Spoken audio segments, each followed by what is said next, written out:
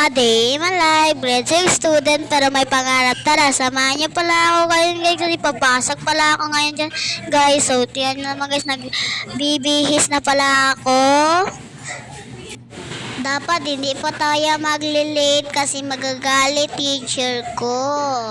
So, patapos na pala ako dyan guys. So, yan naman guys, transformer. Tapos na ako lahat. Samahan niyo pala ako ngayon guys kasi bibili tayo sa tindahan.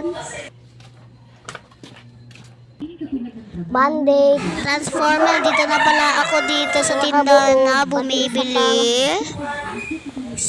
Transformer, tapos na pala ako bumili guys. Pinapakita ko na pala sa inyo yung binili ko. Ito na naman guys, sumusuot na pala ako dyan ng ID guys. Pumili na pala ako dyan guys. So sorry guys, hanggang dito lang tayo kasi hindi pala na pwede makadala ng cellphone. Bye bye.